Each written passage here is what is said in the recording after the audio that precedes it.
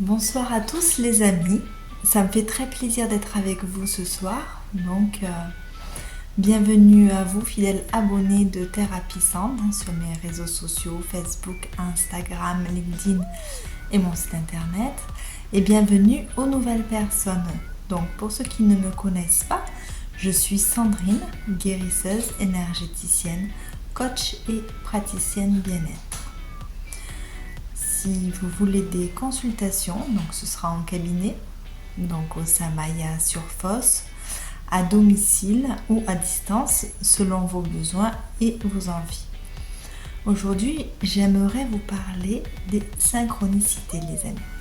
Alors, puisque cette semaine, j'en ai eu ma dose, j'en ai encore fait une belle expérience bien marquée et bien marquante. Alors, qu'est-ce qu'une synchronicité ? Eh bien, ce concept introduit par Carl Jung, le psychologue suisse, est un phénomène de coïncidence successive et significative qui, vue par une tierce personne, n'a aucun lien entre elles. Mais pour la personne qui les vit, en revanche, et je peux vous en parler, ça a souvent un sens bien inscrit, bien inséré en nous. Donc la convergence entre les événements externes et le monde interne de la personne suggère une connexion entre l'esprit et le monde. Les synchronicités sont souvent perçues comme des signes ou des messages de l'univers. Imaginons que vous pensiez à un vieil ami que vous n'avez pas vu depuis des années et soudain le téléphone sonne. C'est lui. Ou bien vous descendez dans la rue, achetez votre baguette de pain à la boulangerie et vous tombez sur ce fameux vieil ami. Eh bien, cette coïncidence va vous marquer. Elle est apparente entre vos pensées et l'événement extérieur qui vient de se produire. Donc, vous allez l'interpréter à votre façon. Vous allez parler de synchronicité. Par contre, une personne extérieure vous dira que c'est une simple coïncidence. Donc, la synchronicité crée la connexion significative, même si elle n'a pas de cause directe avec l'effet qui vient de se produire. Les signes de l'univers sont souvent références à des événements ou des coïncidences, des expériences qui sont interprétées comme des messages ou des indications de quelque chose de plus grand. Et c'est souvent mon cas. Alors, cela s'appelle l'univers, le destin ou la force supérieure divine. Vous pouvez l'appeler comme vous voulez, mais les messages sont parfois très clairs. Donc, pour ma part, le message que j'ai perçu, je l'ai très bien interprété. Les interprétations sont souvent subjectives et dépendent de la croyance personnelle de chacun, bien entendu. La perception des signes de l'univers varie donc d'une personne à l'autre.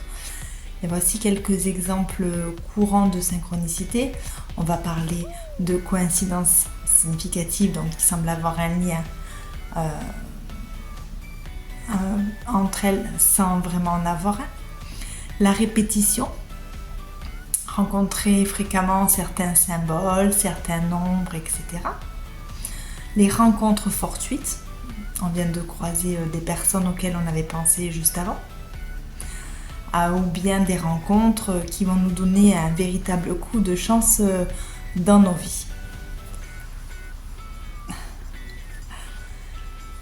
Alors, il y a aussi l'interprétation des rêves, bien entendu. Les intuitions fortes, le fait d'avoir un sentiment puissant ou un pressentiment que quelque chose va arriver. Des messages récurrents, recevoir des messages similaires de différentes sources ou des changements de circonstances également, inattendus.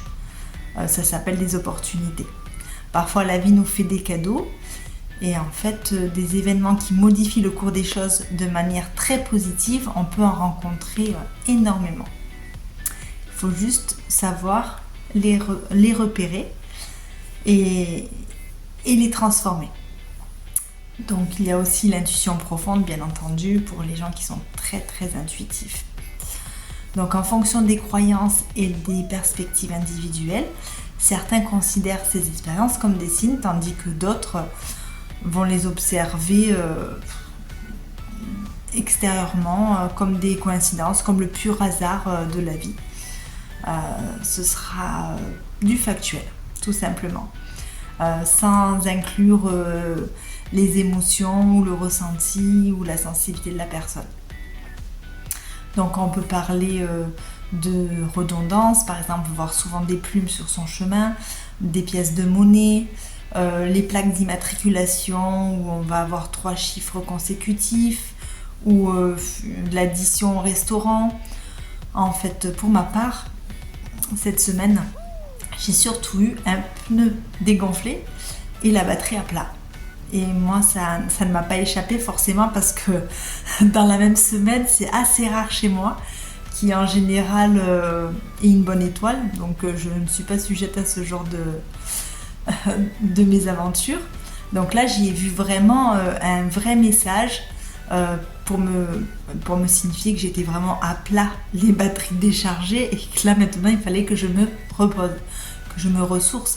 C'est vrai que je suis sur plusieurs projets, avec plusieurs choses à étudier, de nouvelles choses à apprendre. Donc là, il fallait vraiment, au regard de ce message envoyé par 2 fois dans la même semaine par l'univers, que je me ressource. Donc c'est tout naturellement que ce week-end, j'ai pris soin de moi, j'ai fait une pause, et c'est bien pour cela que je vous poste la vidéo que mardi soir. Voilà, donc j'ai fait de moi-même ma priorité. Donc quand je ressens les messages très insistants qui me sont envoyés, là j'en tiens compte. Effectivement, il faut suivre son instinct, il faut savoir s'écouter, parce que venir en aide aux autres, c'est d'abord se venir en aide à soi-même pour pouvoir bien s'occuper des autres. Voilà, donc je vous remercie de m'avoir écouté. Et je vous souhaite une très belle soirée les amis, et à très bientôt dans une prochaine vidéo. Bye bye!